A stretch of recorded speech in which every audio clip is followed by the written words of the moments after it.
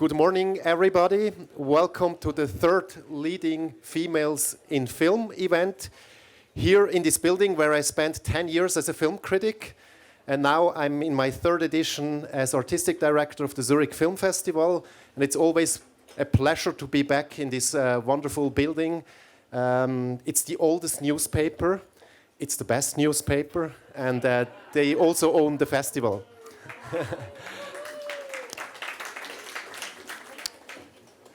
I would like to thank entrepreneur and head of the Müller-Möhl Foundation, Müller-Möhl, for organizing this conference, this panel.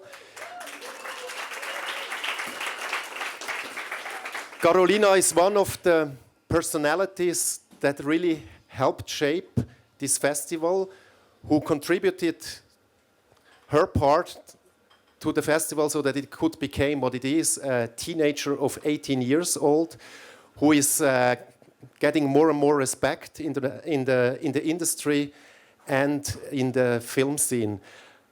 Carolina has a lot of power and a big heart, a love for cinema, and that's why we love to work with you, and it's also very inspiring. We really learn a lot when we have meetings in your office, and we are very thankful for your support and for organizing this conference.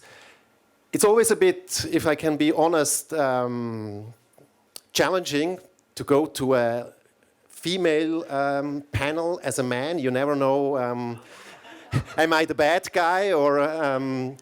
But the truth is, we really care about equality at the Zurich Film Festival.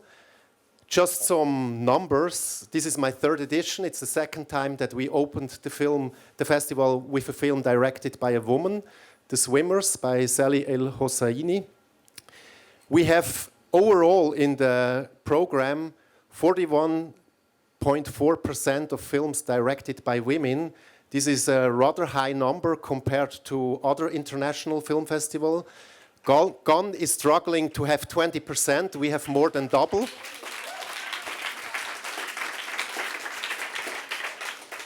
But here is the thing, did we want to reach a certain quota? No, not at all. We found out at the end, when someone did the math.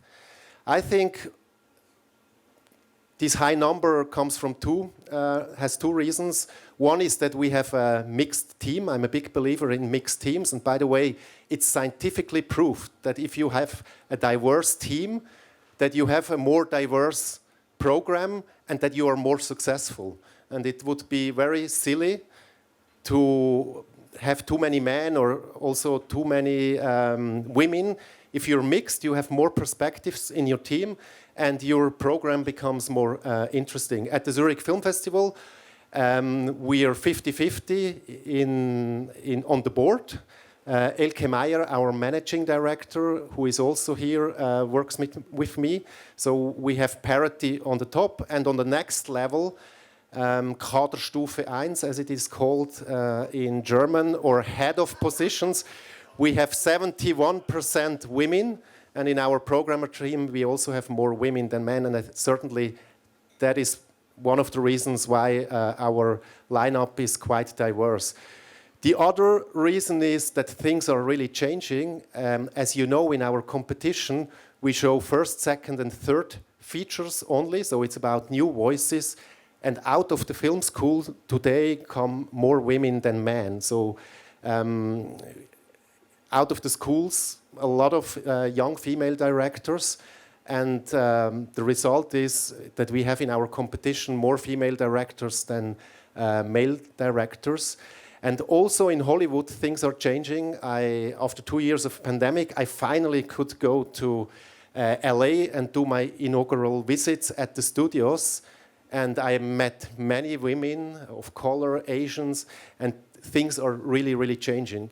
And you see it also in our program. I would like to highlight The Woman King, which is the first big mainstream blockbuster with all black female cast. It's Black Panther in female. It has its European premiere here in Zurich, and it started on the #1 at the American box office the last weekend. So this is the market speaking, not a festival making a curatorial choice. And also, we have many films from France. And right now, by far the best films from France are directed by women. Yesterday, we showed Les Enfants des Autres by Rebecca Zlotowski. They sent Saint-Omer, directed by a French woman of color, for the Oscars. We have another film by Mia Hansen-Løve, Un Beau Matin. And I'm really happy about this. I have an 8-year-old daughter, and at a certain point I thought, when I grew up, I just had male heroes, which was fine for me, but for the girls in my class, it wasn't good that the big mainstream films just showed one perspective. And I think we are on a path where everybody can relax. The good news is it's coming. I think the arts are at the forefront.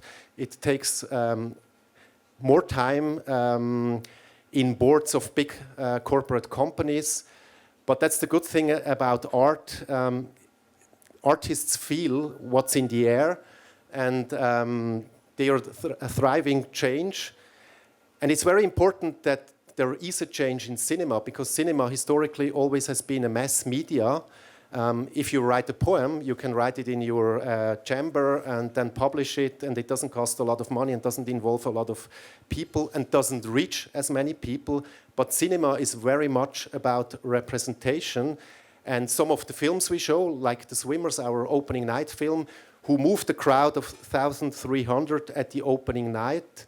So it's important to have role models. It's important to see the world through the eyes of people who are different. And I always say cinema is the medium of empathy, which allows us to see the world through the eyes of others. In the case of The Swimmers, it was 2 sisters from Syria who had to flee the civil war and who ended up at the Olympic Games as swimmers. And cinema can help sensibilize us for how others feel, for the desires of others, and that's why it's so important that there is more equality. I wish you a good panel, and Carolina, I hope you stay with us also for the future. Let's, as Quincy Jones said, dream big enough, so we should bring it on next level next year. And I thank you for being here and would like to give the microphone to Carolina. Thank you very much.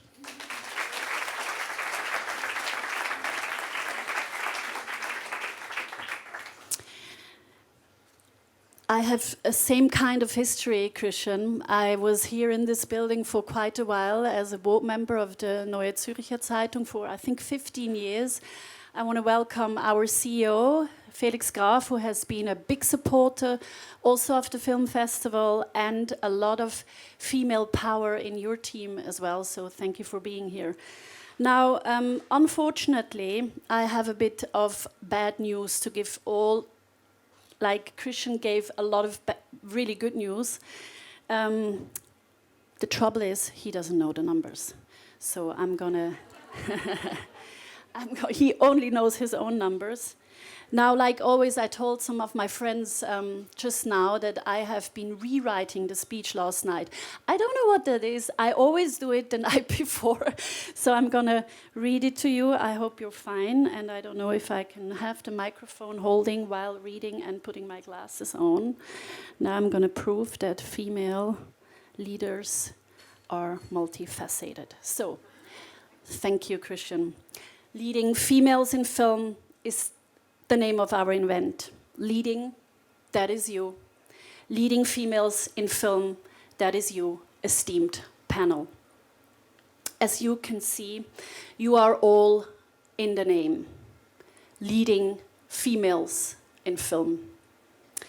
I'm very pleased that I can welcome so many female leaders here today. As you know, you absolutely belong to a minority. Even in 2022, only a few women made it to the top of companies, made it to the top of politics, made it to the top of film industry. There are many reasons for this. Today, I would like to put a spotlight on media. The media who are partially responsible for the situation we face. The media is responsible because they can influence our perception. They can direct our views. They can highlight what we see. They do set priorities. The conclusion, what they don't show, doesn't happen. The fact, only 18% of the worldwide media reports are about women. 18%.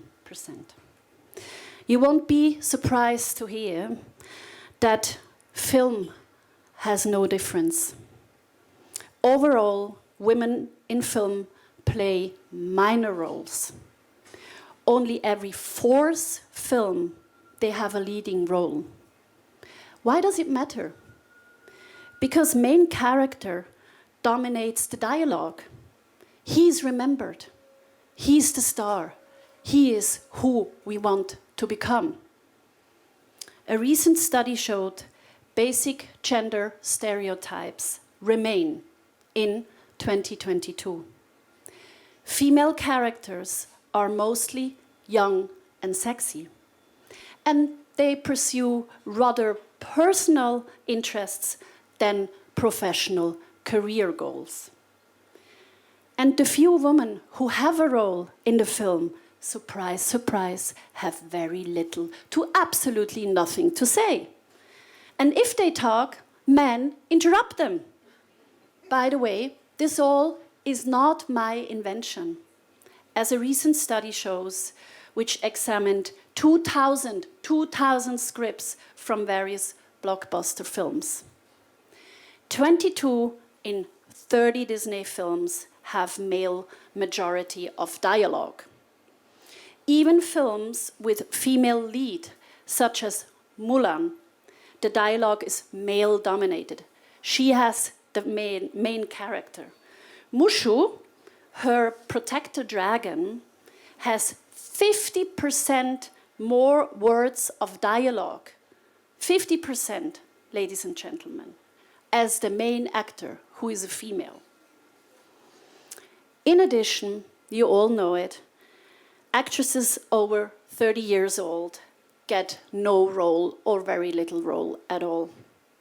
On the other hand, more than 2/3 of the central film characters over the age of 50 are men. Ladies and gentlemen, dear Christian, it's a fact. Women are not shown, and if so, not shown in the right light.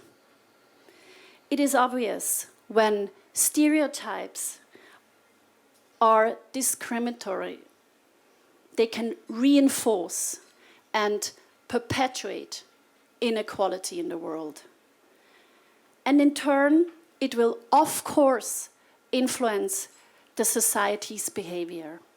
We can see it in the last numbers of the United Nations, which clearly show us that we're going backwards in terms of gender equality in the world.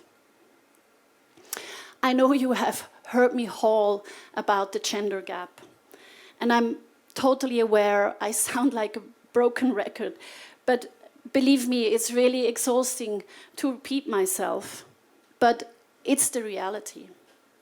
The trap of unequal distribution of power continues in the world. The glass ceiling, unfortunately, feels rather like a concrete roof. Who else but not we has the task to make these realities visible? Who else but not us has the task to make demands, like I do now, to assert independence, like we do, to agitate for equality, to develop solutions, of course, and show best practices. In addition, we really must stand together. Collective action is needed. That is why, and I'm super happy that amongst other actions, we want to create a WhatsApp community here today, tonight, later, or it's not night, it feels like night, but it's day. Anyways, today. So let us please put together, post your articles about leading females in film. Please post studies on gender equality on our WhatsApp group chat. We're not going to be curating it. We just want you to have a dialogue with each other. Join us on this sort of information platform. Use the network and please help grow the network. It's important. We have to be together in this. Let's create a movement and please let's create change. All of us, you're needed, young and old. Now, I'm very happy to give the floor to our moderator, Hanna Wiese, and our three great panelists. Helene Höhne, who is an advocate for gender and great inclusion of diversity at the Golden Globes. That's where we all want to go one day. Thank you for your invitation. Laura Kerr, she's a director, writer, and choreographer.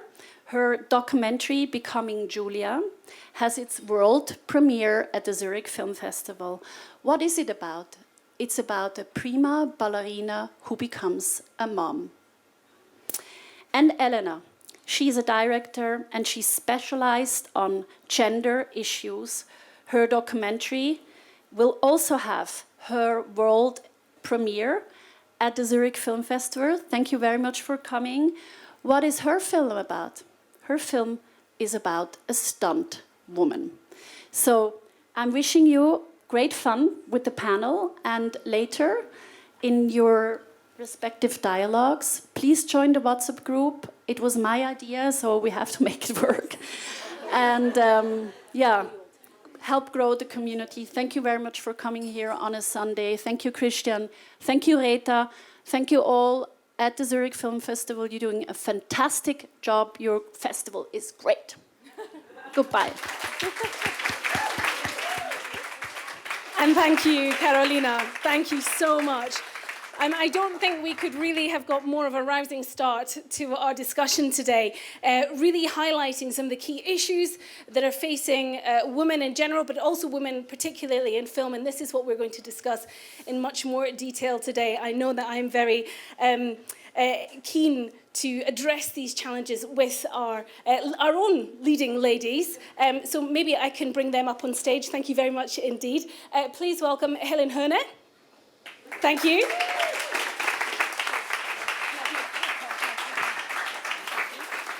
Thank you. You can sit wherever you feel most comfortable. Also, Laura Kerr, welcome up.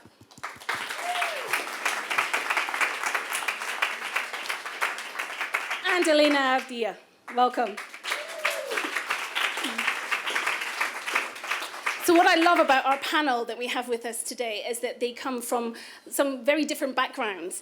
And this is also what contributes to the diversity of the discussion that we hope to have here today. So maybe just, Carolina already introduced you, so we kind of roughly know your background. But I wondered if I could go through each of you and talk about where you've come from and the challenges that you have faced in the industry. And Helen, you have this very interesting perspective because you're very much involved in the Golden Globes. We'll dig into that in much more detail later, I promise.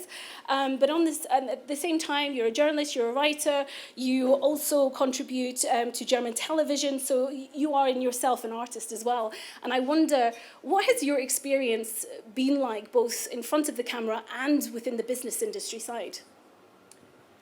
Well, hi everyone. First of all, thank you so much for having me. I'm so excited and, great to be here on the panel with all these amazing ladies. So I really thank you for having me. I've actually had a really positive experience in my work life, starting out as a journalist. Although I have to say that, being a journalist and especially working myself up, because I started when I was in my 20s, I think the one thing that I found very, very hard was equal pay. I think that was probably one of the hardest things, where I really had to push myself and prove myself to the male equal, part. because I do think in general women are always underpaid when it comes to, you know, whatever they do. Actually, I think in any profession, I think women are underpaid in comparison. So I think that was sort of the biggest challenge that I had to face. In terms of climbing the ladder up and working myself through, I've always had very big supporters, most of them women. I have to say, I've always been very, very supported by women, which I very much appreciate, which is also interesting because you kind of think of, like, you know, leaders, people you admire, people you want, you know, that are pushing yourself. And I've actually always had women who pushed me up rather than men.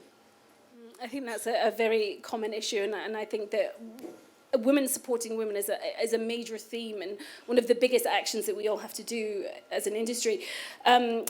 Laura, maybe if I can ask you, you jumped into this, and pun intended, by the way, as from a ballerina yourself into becoming a director and writer, and you have your premiere here at the ZFF. What drove you into filmmaking?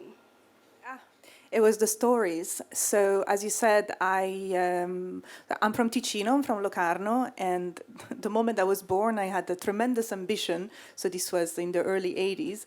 And so my family was like, oh my God, what are we going to do? You know, it's Ticino. It's a very small part of Switzerland in the mountains. You didn't even have schools to do arts and these type of things. So I was lucky enough that I could go outside of Switzerland to study. So kind of empowered myself from a young age to say, I know that I want to do something that is not your typical way, what women do, so socialized to be the secretaries or the moms or, you know, back in the days and maybe still today, there is a bit of a, you know, like, oh, but, you know, you're going to have a family, so maybe you don't strive for a career. I wanted a big career from the age of 5. And I got it for myself. The problem is that in the school, in the dance school, this was in Cannes, and it was directed by Rosella Hightower, an amazing woman. But once you start to work, you work with men. And then in the world of theater and dance, it's really toxic and it's abusive. And then you're back again in this shut up and do what I say. And I started to realize, okay, here I'm dancing a slave, here I'm half naked, here I'm totally naked, and I can't say anything to them because there is this, you know, this was the early 2000s, everybody was naked on the stages of Europe. So, like, okay, is this what I want for myself? So you feel like you got so far and then it was almost like a backward step? Completely backwards. So in the schools, it was empowering role models, older ladies that revolutioned art form. When you start to work, the men, some of the men come in and these big directors were just really abusive. The last theater director I worked with, Jan Fabre, is now in prison for sexual harassment. Well, what I want to ask, maybe in general here, Elena, I'll come to your kind of story in just a minute, but do you feel that anything has changed since the Me Too movement? Yes, of course. This was, I mean, feminism was going on for a long, long time. #MeToo put it back a little bit in the forefront and, you know, of the conversation. And so this helped tremendously all of us to say, hey. And so when I started to work as a film director, I then was back with the men and my producer was a man. I found myself telling my producer, would you speak to me like this if I were a man? Would you use these adjectives if I were a man? No, I'm not hysterical. No, I'm not demanding. I'm a perfectionist, like any other man director would be. Thank you very much. Elena, just coming to you, you actually studied gender issues in France before you went into filmmaking. Was that intentional then to kind of pair the two? Hi, everyone. I just wanted to say that I'm here with Petra Speicher, who is in the documentary, and she's the one of. We'll be speaking to you later, definitely. I, for myself, actually was. I mean, I wanted to do research. I wanted to do sociology, ethnography on gender issues, And at some point, I also understood that the academy was not maybe the best place to work if the idea was to try to work on representations, as Carolina spoke before. And so that's what drove me to documentary. And then in the intersection between gender issues and cinema, I found the stand women who actually were a really interesting starting point to talk about representations. I'm sorry, what that was the... I just wondered if you intentionally wanted to make the connection between gender issues in your filmmaking. Comment je pourrais dire ça? I think I decided to go in films after deciding that I wanted to work on gender issues. I think I chose cinema because it has a more direct connection to people than academy. And Helen, how has your experience been since Me Too? Has that made any impact on your career? I hope so. I'm not sure if it really does, because I have to say the Me Too movement came, but I think it's sort of also fizzled away. Because when I really see what's still going on in the industry, I still, I'm not happy to say that, but I think chauvinism is still alive and kicking, unfortunately. And I wish it wasn't so after especially Me Too and the whole women's movement, and you think we'd come a long way. But I really feel like it's still alive. Good. And Elena, what about you with the whole Me Too movement? I mean, well, it took me 10 years to do this film, and when I started to talk about it, 10 years ago, like nobody wanted to produce it, and it kind of grew with, when the hashtag #MeToo came to life, it created a public space where we could talk about things like that, and then it became possible to actually have that conversation.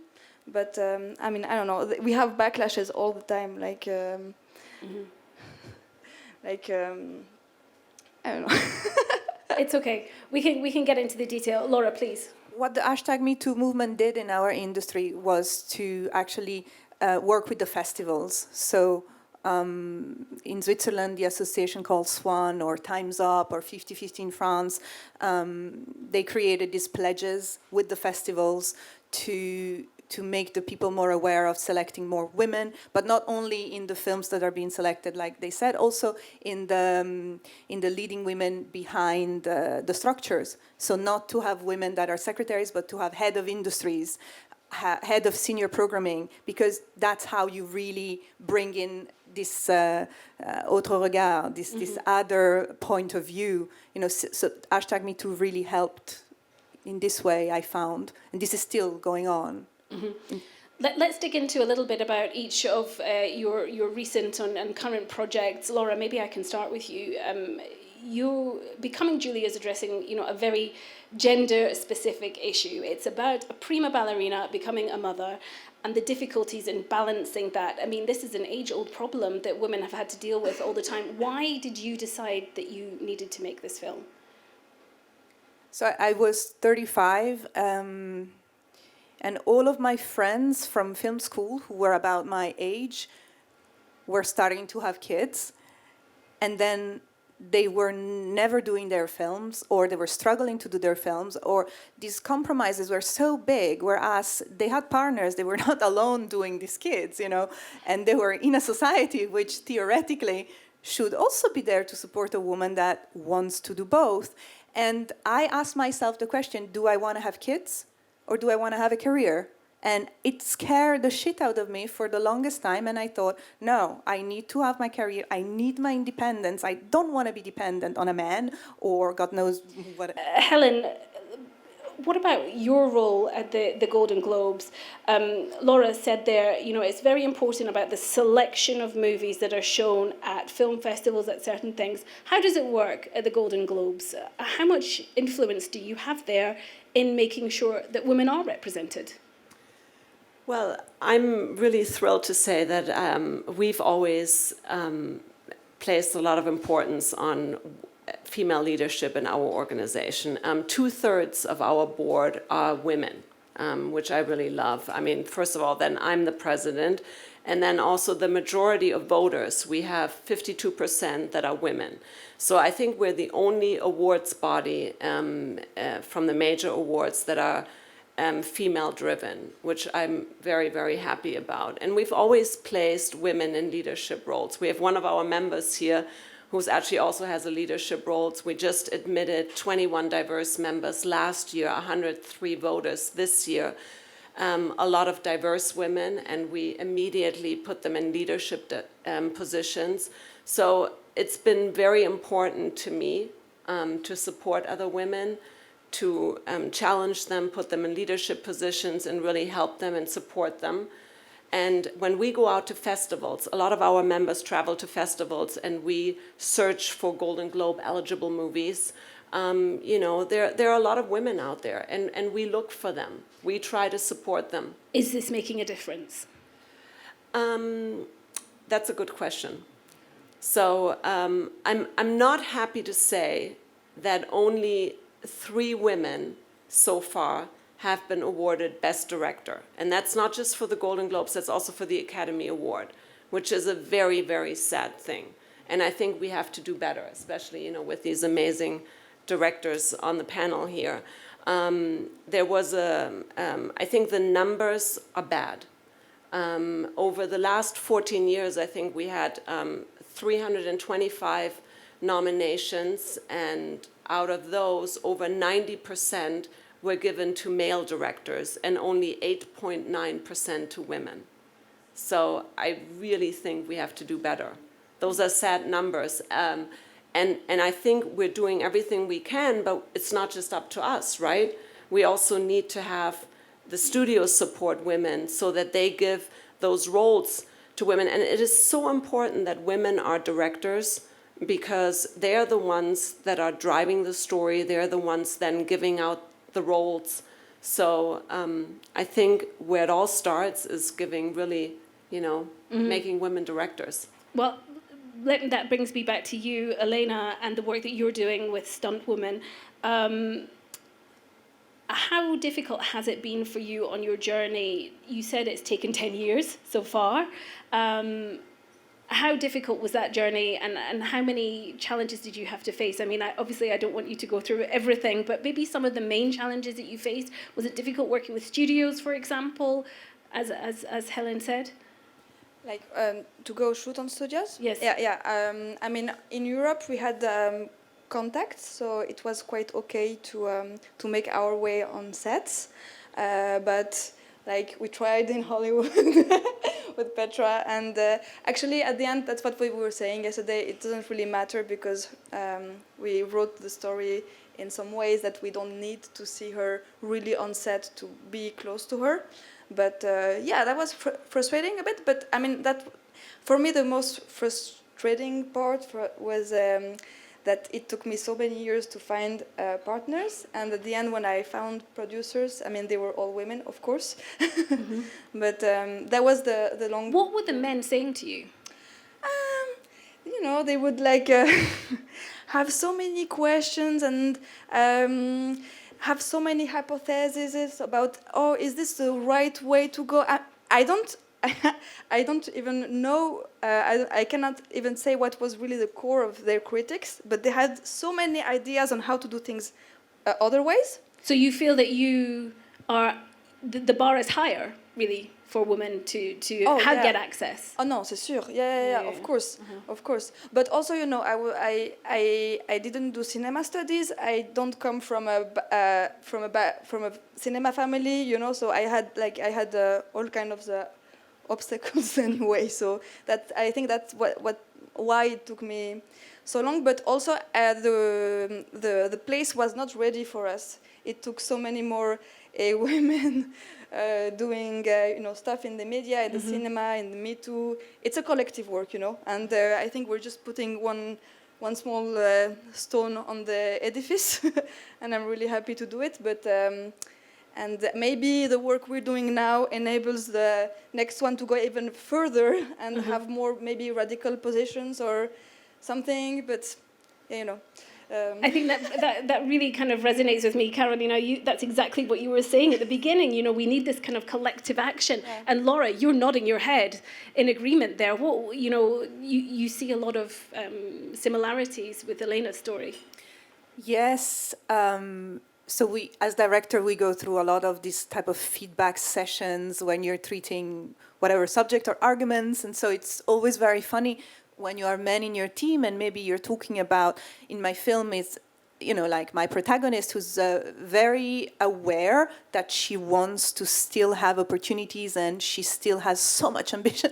And there was this core moment in the film where she says it like that she feels really sad that they don't see that even though she's a mom, she can still thrive to maybe direct a theater one day or do something more. And one man of my team said, "Do we really need this statement in the film?" And me and the woman producer, my producer Vanessa, we just started laughing because we really thought it was a joke. It was like, really? Like, yeah. That's the whole film in one line, and she says it. And you, like, you know, but the thing is, they don't do it on purpose. It's this socialization.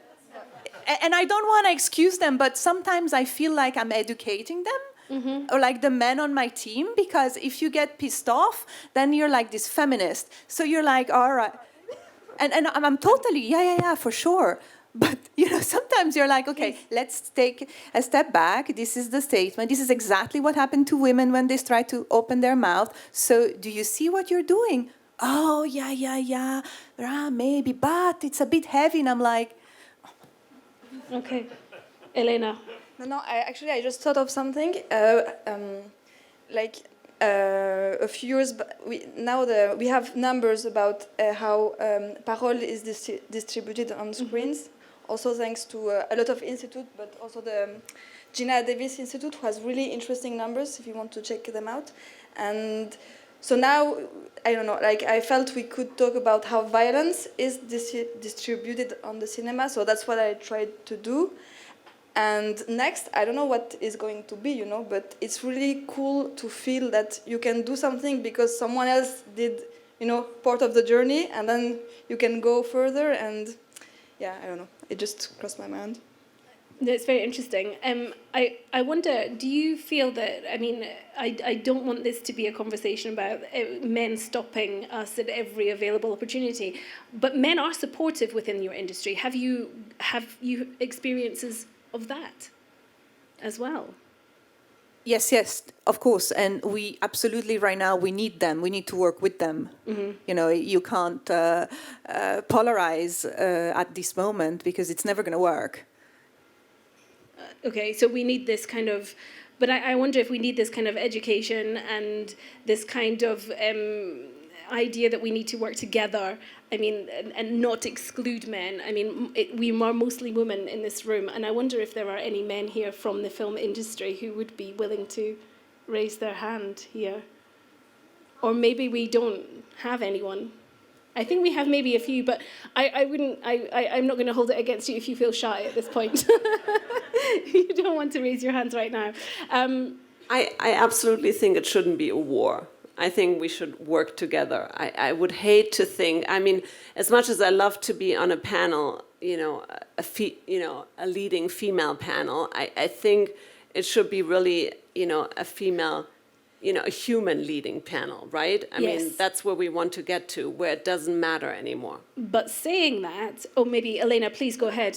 No, we're going at the same place, I think. No, I wanted to talk about the rise of the success of female-only production teams, production companies, only females. I know Reese Witherspoon, I think, for example, has done that very successfully. I mean, is kind of bang on trend at the moment, but is it what we want? I think we can also talk about activist, non-mixed groups, and that actually works. Like when you, I don't know if you guys, comment tu dis, militer, are activists, but like, I mean, if you're in a discriminated group, the fact of being only with those people, for example, I'm lesbian and I'm also Albanian women. So there are some issues I can only talk with that specific group. And for non-mixity really works like in empowering ourselves. So in order to achieve the point of society where we can share all together with men and dominant people, we need to go through a tube of a period of time where we are between ourselves a bit, and protect ourselves. So this is a necessary process. Yes, absolutely. In my point of view, and in the making of this documentary, I really felt it. We were really in a tube. We had some Augustin Losserand at the camera, and we had some really good allies, but all the decisions, all the executive and artistic decisions were made by us, and really it was really like a relief not to have to fight about really basic stuff, as you said before. So yeah, for me it's a necessary. Okay, well, time seems to be flying by. I'm going to open the floor to questions, and we have some microphones, and I'll open the floor in just a moment. But I wondered if we could actually get a microphone to Petra Sprecher, who is here, maybe actually I'll just come down. I'll just come down and speak to you. That might be easier. You obviously worked with Elena on this, on Stunt Woman, but you've worked in Hollywood. You've worked with Brad Pitt, Tom Cruise, and I wondered how was it different for you working with a female director, with more women making the decisions? Actually, we have a microphone for you. Thank you. Hello. Please stand up. Oh, right. Oh my God, this is a little bit nerve-wracking being here. Hallo, guten Morgen. Yeah, so to answer that question, there's something else that comes with that. That the fact that being a stunt woman is already being a nobody. So when you're saying, is it a difference working with a female or a male director? I mean, we have nothing to say. We have nothing to add. The scripts have been written, the actor has made the creative choices, so we're the end of the, after us it's the extras, but other than that. I'm sure you're playing this down way too much, but please. No. Yeah. But do you have a different experience working with more women in a team than maybe in a traditional Hollywood blockbuster with huge male actors? Well, I've never worked in a team that had more women. It's always more men, And also, I actually just answered to the stunt coordinator. So even if the director is female or male, we're not supposed to talk to them. Even it happened to me. Let me show you the example. The director stands here. The stunt coordinator stands here. He could tell me the message right away, but no, he tells it to the stunt coordinator, and then the stunt coordinator tells it to me, and I'm like, okay, this is a massive insight for me. I had no idea. What's going on? Yeah, so there's not many female stunt coordinators, and the stunt coordinator is my boss. So I have to ask myself right now, I think I've never even worked for a female stunt coordinator. Interesting. In 20 years. Wow. I think once. Now I just remembered it when I doubled Vanessa Williams, and that was 18 years ago. So yeah, it's always more men. It's always more men. And what is your reaction to this? I'm quite surprised by this strict hierarchy and this everybody has a role. And I mean, is that what the problem is here in breaking through? Yes, and the responsibility lies on the women that are in power as well, to bring in more women, to train them. There is maybe, I was reading a big discussion about how you treat your assistants and the fact of actually really taking care of them and not going through them just because they're young. And so I think that we have to, sort of the older generation is responsible for the younger generation and to really bring them up.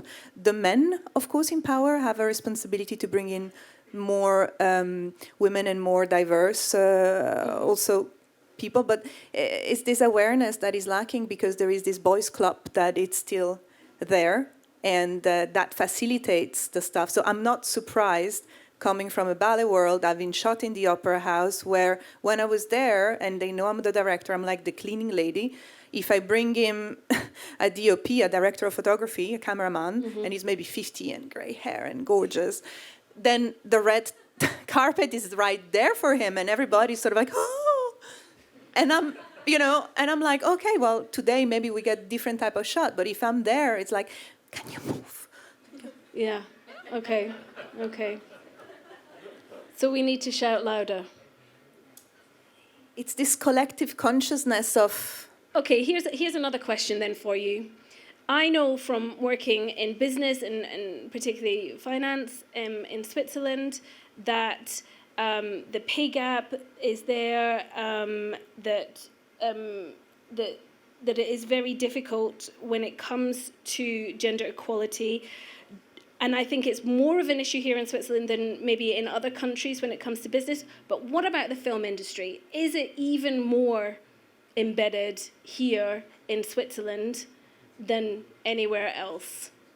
And I mean, maybe only Laura, you can answer that question. In terms of the salaries of the... Not just in the general kind of the gender issues that we have to overcome.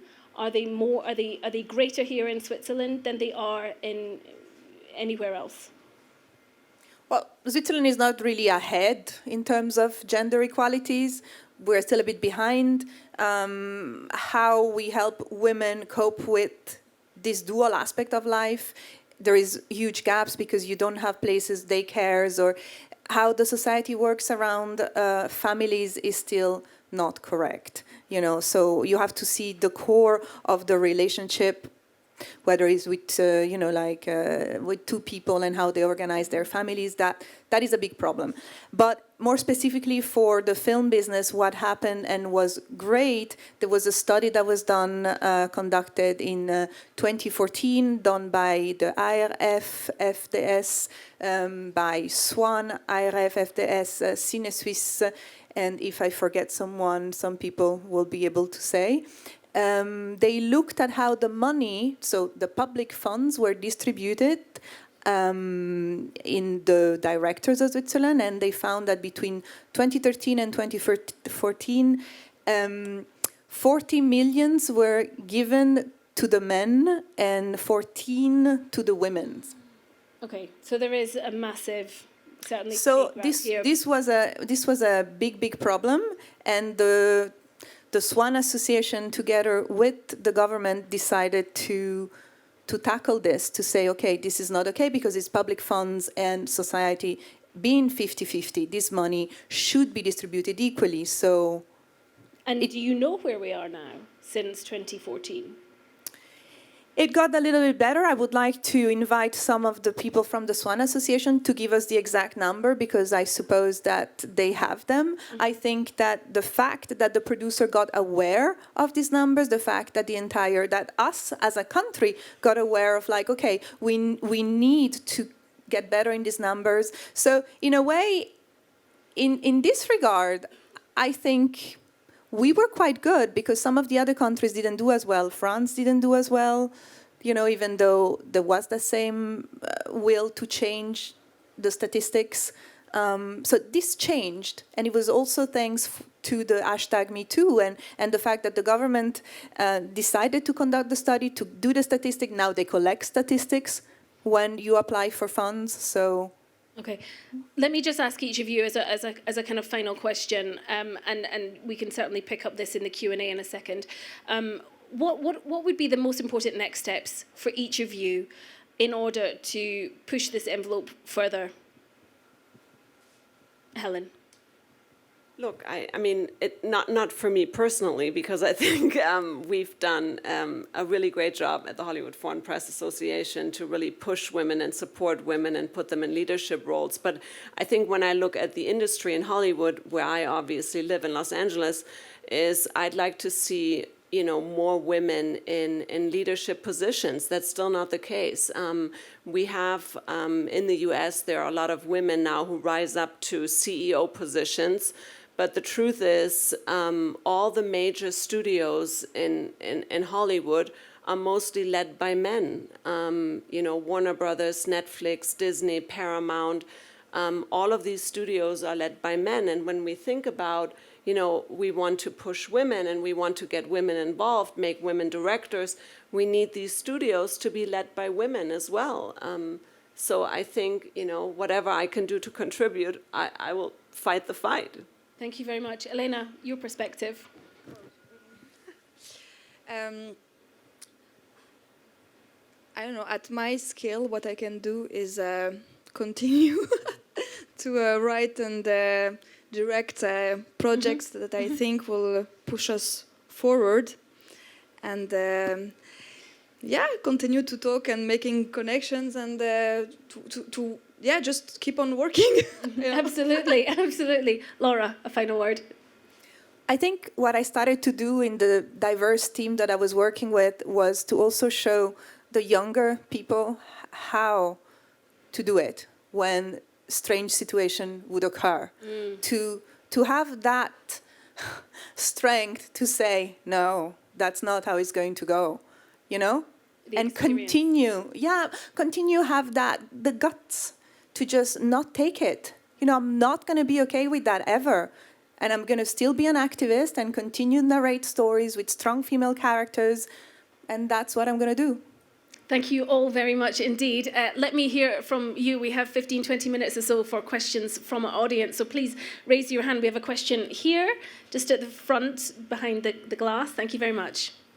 Please say who you are actually as well. Please introduce yourself. My name is Kerstin Hasse. So nice to meet you. Thank you for this interesting discussion that we just heard. I just want to add a question to Laura right away, because just what you said, having the guts to do something different. I, from my experience, know that you sometimes have in your career situations where, you could now act like a man and maybe you would be more successful, or you could do it your own female way, that you might know people around you aren't ready for the more empathetic or the maybe more courageous way of finding a solution, of dealing with the situation. I realize that it's much more difficult for you because you have this male-driven business that you have to deal with. But how do you act in these situations? Where do you find the strength to do the more courageous way? I do think of the other women that come after me. It's not only me. So I have a responsibility if I am giving the chance, being able to do a film, being able to be in these top-notch teams. I'm also having a responsibility towards the younger generation. This is what gives me the strength. Thank you very much. Do we have another question in the room here? Please raise your hand so that we can see you. Thank you very much. Maybe, Helen, you can also answer to that question. You've talked a lot about, what you've done and how you're very proud of what you've done. So what are the next steps to make sure that you continue to push this? For me, I have to say, what I've learned, especially being now at leading our association through a lot of transformation and reform, because in the last year, our organization really changed completely. We've pretty much changed the Golden Globes from the governance to the way, we have members. Everything has been about change, and we know how important change is. And I think what I love about women in general is how much we're willing to change and how adaptable we are, because that's really, I think, makes up women, no, don't we? I mean, stubborn also. Yeah. So and I think for us, especially in these leadership positions as women, it's important to support other women. So when I come out, even in our membership, and I'm trying to support other women to kind of break down barriers, to find ways to, reach a level that they maybe haven't done before, or just think of themselves and be brave. I think we all have to step up and be more brave. Thank you very much. I hear some people agreeing to that. Yes, a question in the front, please. Thank you.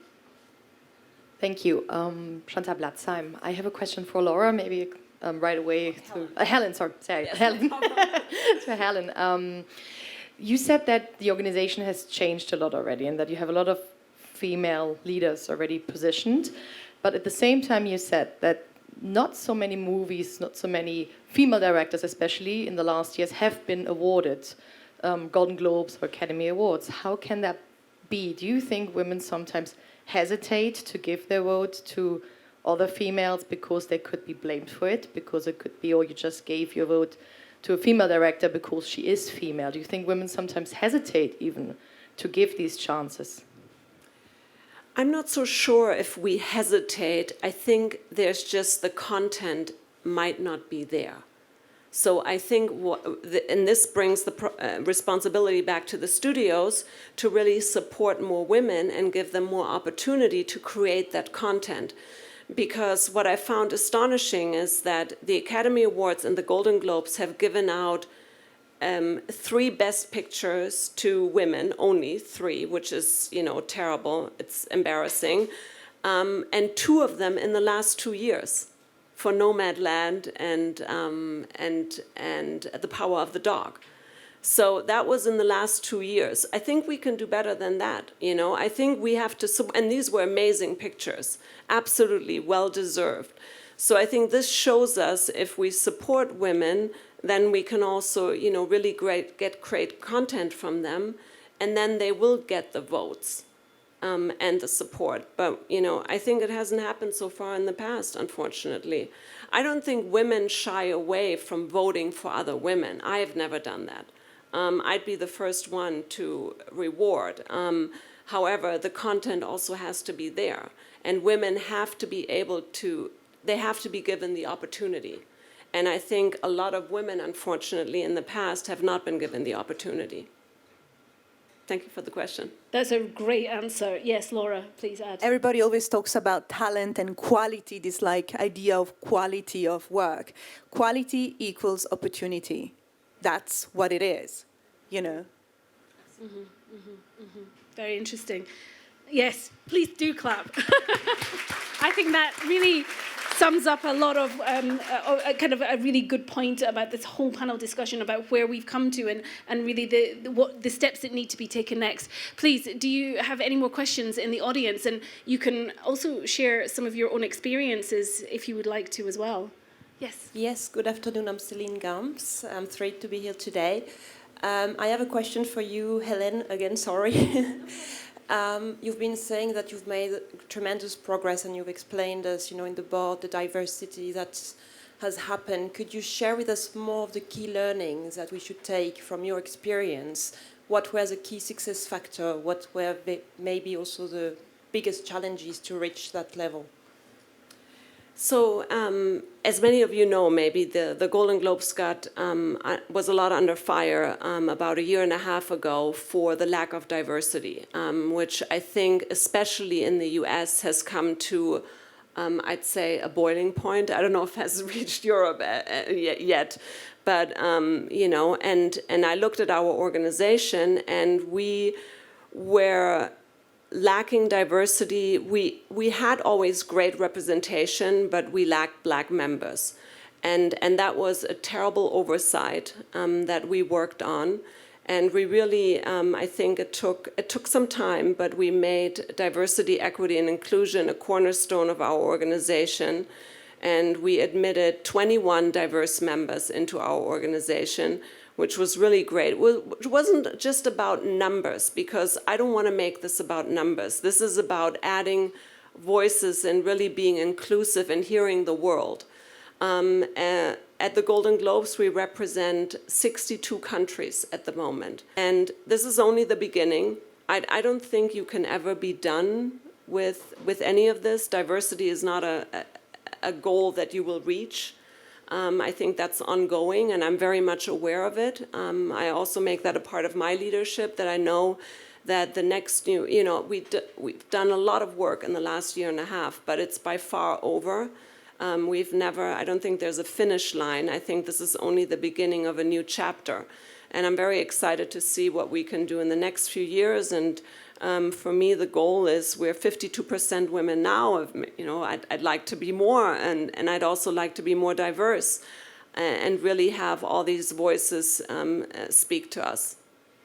I wonder, just maybe, Laura, Elena, from your perspective here in Europe, have we reached boiling point yet? Have we reached a point where, really big action is going to be taken or has been taken, or how do you feel? COVID ruined that. We were doing really good. Then COVID happened, and then it was like, oh, we forget. And we all know that COVID hit women more than any. Oh yeah. Who was back at home cooking and cleaning and like, oh my God, and working and or what? I don't have to work. Oh my God, yeah. Okay. So we need to really maybe step it up a bit more here in Europe post-COVID. I mean, not that we're post-COVID, but still. It has to just jumpstart again, because now I mean, it's a bit difficult. We are a bit in an unsettling situation worldwide with, stuff that are going on. And Simone de Beauvoir said it better than me. In times of war and political disaster, the rights of women are the first to be forgotten. So, and that we've seen that now. So I think the responsibility is to be able to keep the conversation open. That's what we can do, because unfortunately we live in unstable times. Thank you very much. Elena, anything to add? No, I mean, it's just important that we work, each one of us at the level we are at, either if we're at the Golden Globe or writing in our space share documentaries or in the medias or everything. It's just every one of us does what she can. Absolutely. Thank you very much. Any more questions or comments or experiences? Yes, please. We have a question here at the front. Thank you very much.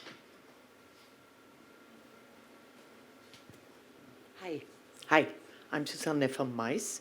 Thank you for this interesting talk. I have a question. You said that if the big companies like Disney, Netflix would be run by men, that would make a difference. Women. By women, sorry, that are run by men now and should be run by women. Now, first of all, how can we achieve that?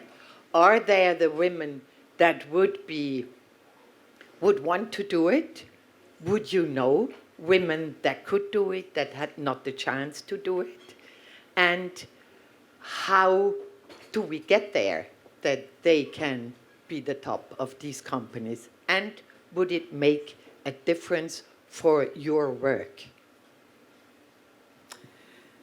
I think it would definitely make a difference if we had more women run the studios, because I think that, that those men who run those studios are maybe more inclined to give other jobs to other men instead of women. So I think, it's just natural. It doesn't even, I don't like blaming. I think blaming should be out of, there's no blaming. It shouldn't be a war. It should just be opportunity. And I think if you cannot give opportunity, then we're not getting anywhere. There's no progress. So in terms of the women, gosh, I'd put myself up. I mean, I'd like to run a studio one day. I mean, if I could, I mean, but, of course, people have to hear this. And I think having us sit here and talk about it, maybe that will make a change. People will listen and hear. And, hopefully make some changes. I know it's very important for directors, female directors especially, such as these talented young ladies here, to really be given a chance, an opportunity. And I think mostly, unfortunately, that opportunity will probably come from other women. Laura. I just wanted to look at some facts, but because let's take 2 of the national film festivals. So the Zurich Film Festival, like Christian Jungen said, has a head of an industry who's a woman, Rita Guet, has in leading position a lot of women. I think it's even 50-50. There's a lot of women in a high up position. And this reflects on their programming, on the subject that are being programmed. Other fact, I am not interpreting this. Let's take the Locarno Film Festival. It's mostly men. Sorry? It's mostly men. And this year programming got a lot of feedback. It was, you know, a lot of women violence against women being portrayed. I remember being in Locarno and talking to the industry and having feedbacks of people asking a little bit, okay, what's going on here? The narratives are and a bit strange, etc., etc. So I see this clear difference of two festivals that have a different system going on. But it's interesting that you should mention that, and I want to know about the audience perspective. I mean, we haven't really talked about the audience in all of this, which is why we do what we do. If, for example, at the Locarno Film Festival, there is backlash from the audience perspective where people are noticing these things, you know, how much does that drive? How much does the end client, the audience itself drive change? I think they heard it. I mean, it was definitely a discussion, and then we'll have to see next year how they will adapt it. But I think when you then dive in and look at how they are structured, and the fact that Locarno has much more men in the leading position, whereas Zurich is really well balanced, and then you see their programming, I think that sort of is a reply on itself. So. Very interesting, yeah. Any final questions in the room? Yes, we have one in the front again. Thank you very much. Just grab the mic. Thank you. I would like to know, my name is Sabine Parenti, I would like to know if you see or you feel a different behavior of men in a younger generation. You were talking about men, I think even in your, high positions, let's say they're in the 50s, 60s. But do you feel or do you see a different behavior from men, let's say, 20s, 30s? Because I think the education from this generation is much different to the education of the 50s and 60s years old. Is there a little hope, or do you see a difference? Or that would be interesting to know. I was currently working with a psychologist specialized in teenagers on a project that I'm doing at the moment, and we spoke about teenagers' sort of sexual orientation, and I was very, very surprised to realize how teenagers nowadays are pansexual. It's not, that's why they are. And so to be able to be like this free, I think that the parents, of course, of the society where they're growing needs to be open for this. And so, yes, I see a difference, a hopeful difference on the young ones. And I hope they don't get ruined as soon as they go into the workforce by, us. Like but right now, the teenagers and the sort of the young adult, from my current research, it's interesting, Yeah, I'm digging. But I hope we don't just have to wait. That's not the solution. That's not the solution. Any more questions, please? Yes, here, thank you. Hi, I'm Natalie Ochalek. I work in PR, and I had a lot of experiences with different companies, and also with companies that have a lot of female people or females in leading positions. However, I often saw that these women, because we often talk about these old white men, right? But what is it with the old white women? Because there's a point where competition starts, and a lot of females also have a lot of competition against each other. Do you also face this issue, and how do you tackle that competition between women when you think we should empower each other, but then you realize, oh no, she's tearing me down? You did say earlier that women supporting women is very key, but do you see the opposite of that as well then? I've been very lucky in my life, I have to say. I've always been supported by women, a lot of women, and I try to also, I make it a very conscious effort on my part to support other women, because it's very, very important, I think, that we support each other. I don't think there's space for jealousy, envy. I also think, I know that age plays an important role, especially when it comes to women, right? It's always an issue, as we've seen, you know, very few roles are being given to older women. And it's hard, I guess, you know, because this society places so much value on beauty, which is, you know, sometimes even in our profession, I think, you know, there's something like you can't be, you know, I guess, you know, sometimes there's a question about being beautiful, successful at the same time, or beautiful and talented at the same time, which is complete nonsense, right? So I personally hate to hear that, that, you know, there are women who wouldn't support other women, that there's envy and jealousy out there. I think the world is just, you know, we just have to support each other. Can I just add, show business is highly competitive.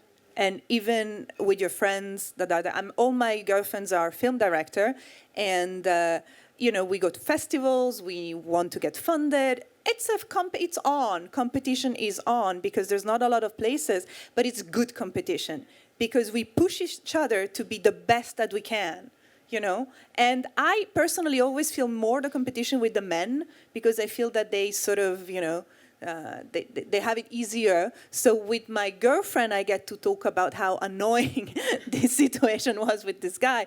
But of course, the competition is there. Now, I know exactly what you mean. Yes, you also have some women that are not the most supportive towards other women. Find another woman. Just you're not going to change that one, you know. But they're not all like that. You know, we're out there, and there are women that are generous and want to help and want to have more of a community, and they exist. It's just that be very clear when you feel that, don't spend your time there. Thank you very much. I think that hit the nail on the head there. Any further questions? Well, I think if that is all the questions that we have for in the room, thank you very much indeed to Helen, Laura, Elena. Well done. Thank you very much indeed. Thank you. Thank you. Petra, also I want to thank you for your insights and to all of you for your wonderful questions.